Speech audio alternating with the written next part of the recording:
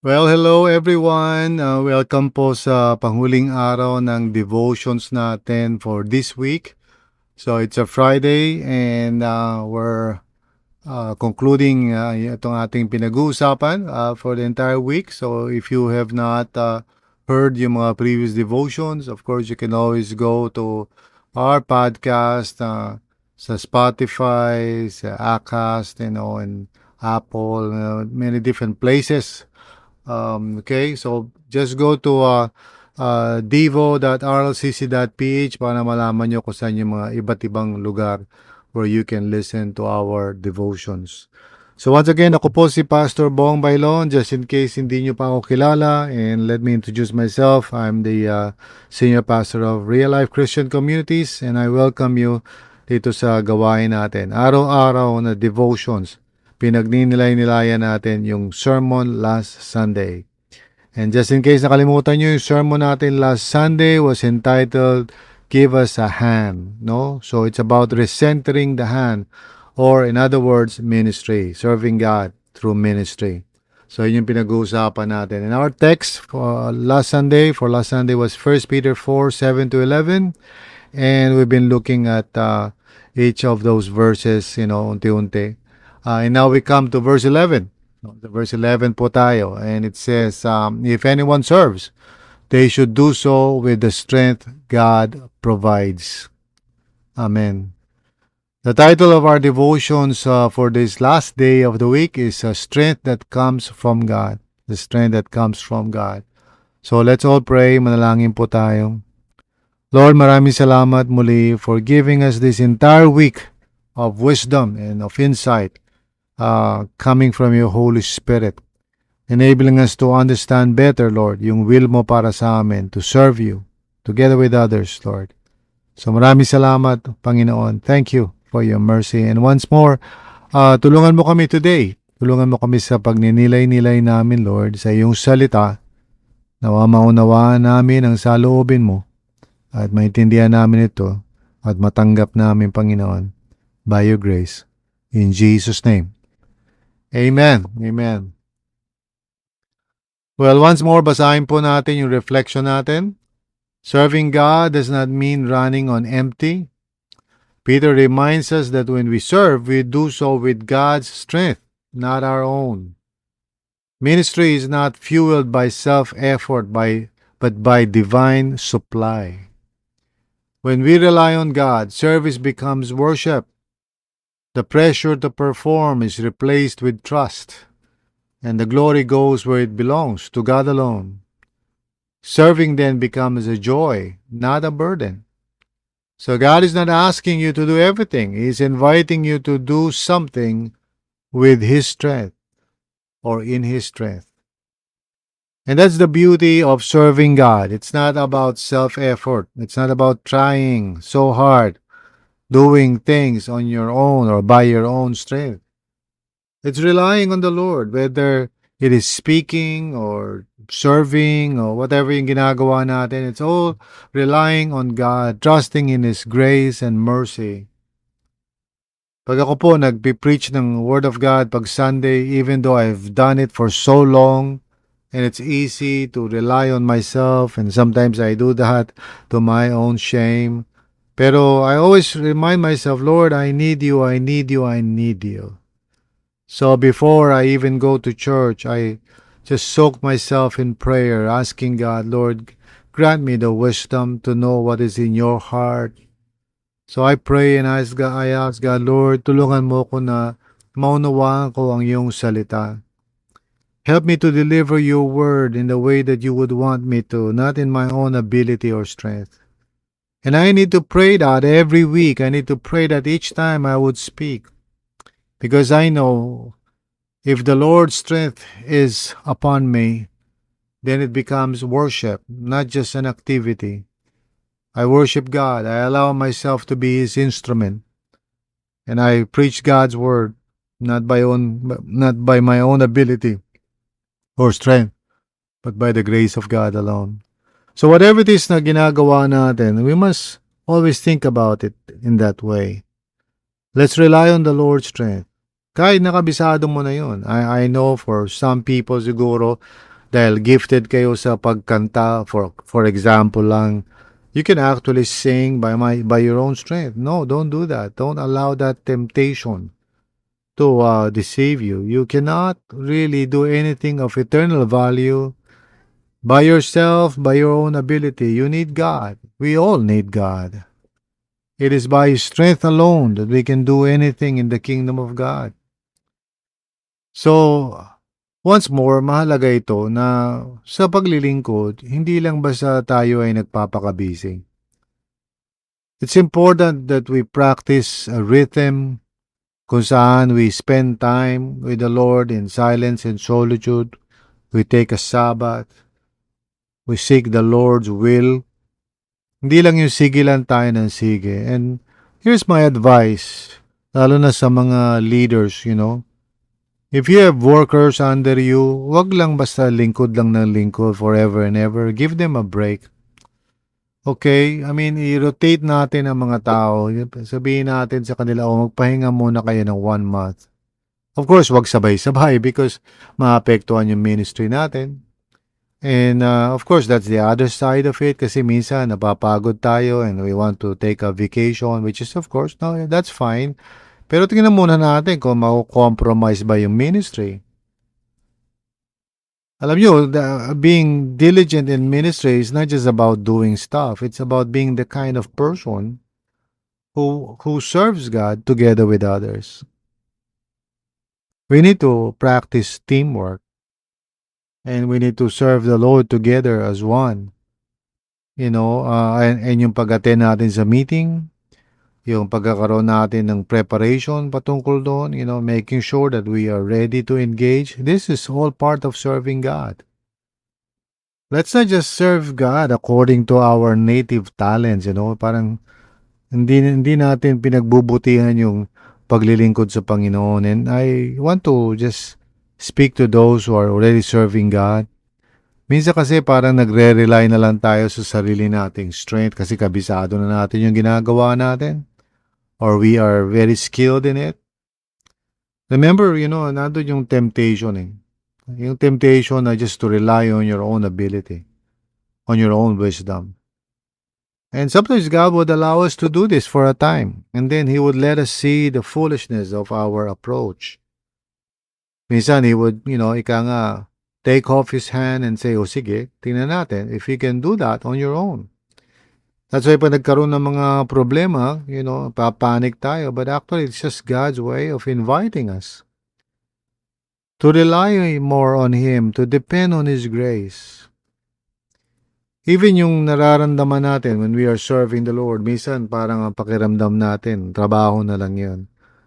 We need to ask God, and Lord, fill my heart with your love. I don't want to do this na parang as a routine, something na ginagawa ko lang kasi inassign ako. Lord, I want to be empowered by the Spirit.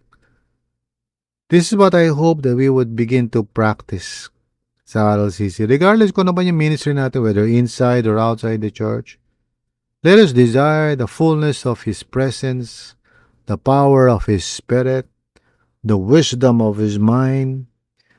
Manalangin tayo na tayo ay maging instrumento niya. Hindi yung tayo ang gagawa kung ano gusto natin gawin at sabihin natin, Lord, just watch me. Let's avoid that. I know it happens. It happens to me. And so we must not allow that really to happen. Let it not be the way we serve God. Let's serve God with humility. Let's serve God with trust.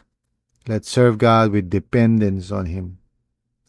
As we obey the Lord sa pinagagawa niya sa atin, using the gifts na pinagkatiwala na niya sa atin, let's do so with an eye to worshiping and glorifying God, which means doing it the way He would want us to do it, by means of His strength, relying on wisdom. Isa din natin alam ang gagawin natin. So Lord, tulungan mo ako. Sometimes when I counsel or give spiritual direction, iisip ko, Lord, anong sasabihin ko? Anong gagawin ko? And it is the Lord who gives us the strength. It is the Lord who gives us wisdom. So magtiwala tayo sa Panginoon. Huwag sa sarili natin. Amen? When we do that, serving becomes a joy. Serving is no longer parang mabigat na kailangan natin pagbutihin. Pag kayo nakakaramdam kayo ng mga burnout sa ministry, maybe this is God's way of letting you know na maybe you're doing it by your own ability kaya ka napapagod, kaya ka nababurnout. Maybe you're striving, maybe you're trying to please people. I mean, maybe, hindi ko alam eh. Because, the truth is, yeah, merong kapaguran na simply because of the physical exertion na ginagawa natin, which is normal. Pag may ginagawa tayo and then physically napapagod tayo, I mean, that's to be expected. Natural lang yun. Pero kung napapagod tayo, kahit na natulog na tayo, nagpahinga na tayo, kahit nagbakasyon na tayo, pagod pa rin tayo sa ministry, maybe we're doing it in our own strength. Maybe we're trying to please people kaya tayo na-stress. Kaya tayo na-anxious because our eye or eyes is pointed toward the horizontal. Kung anong sasabihin ng mga tao, anong sasabihin ng supervisor, ng mentor ko, ganyan. Rather than yung eye natin is toward the Lord, the audience of one. Let us begin to think about this. Because you and I, kasama ako dyan, we can all have that tendency to try to do things because people are watching. Well, let's repent from that. Let's repent. I don't mean to say na parang insensitive tayo sa feedback o wala tayong pakialam if people would say, I think you should consider this or consider that. Of course, huwag natin sasabihin, I'm serving the Lord. I don't care about what you say. Well, hindi naman ganun. Sobra naman yan. So we listen to feedback. We listen to people giving us an advice. Sometimes a person would come to me and say, Pastor, yung sinabi mo sa preaching mo, ganito, ganyan. Well, I could easily say, well, I'm not trying to please you, so pasensya na lang if you don't like what I said. Well, that's not a good attitude on my part or on anybody's part. So I should listen to the suggestion and I should listen to what people are saying para I can continue to be sensitive to the Holy Spirit. Amen? But then again, at the end of the day, kung paralyzed ako because of people's opinions, maybe that's something I need to look at. Medyo anxiety na yan. That is not healthy anymore. So to receive feedback is good. But to be overly anxious about people's opinions, maybe sobra na yan. Maybe that's something that we need to surrender to God. So normal lang mapagod sa ministry, pero kung lagi kang pagod for no reason at all, maybe you need to look into that. Lord, am I serving you in my own strength? Am I relying on myself? Am I trying to please people, which can be emotionally draining? My prayer is that we can really see how wonderful it is when we are serving the Lord, not in our strength, but in God's strength, not in our wisdom, but with God's wisdom. And it brings relaxation. Sabi ni Jesus, come to me all of you who are weary and heavily laden, and I will give you rest. Sabi niya, learn from me, for I am gentle and humble at heart. Si Jesus is one of the most, talaga namang ang kanyang ministry is so passionate. But he's never dead tired as in parang ayoko na, I mean, of course, napapagod siya physically. Kailangan siya magpahinga together with his disciples. Totoo yun. Pero hindi yung to the point na ayoko na mag-serve. Pagod na ako. Well, that's a different thing. That's more of an attitude. That's more of a mindset na kailangan natin i-surrender sa Panginoon. So I don't know where you are. If you have not really served the Lord, maybe wala kayong ka-idea na sinasabi ko. But for those who have been serving God, this can actually be very real.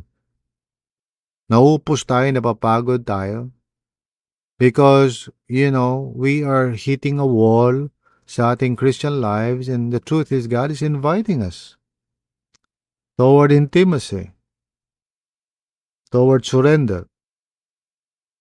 Kasi usually mga tao, when they reach a certain stage sa kanilang Christian life, kung saan they're trying to be, responsible sa ministry. So, yan yung mga time na papagod na sila because their focus is on the wrong thing.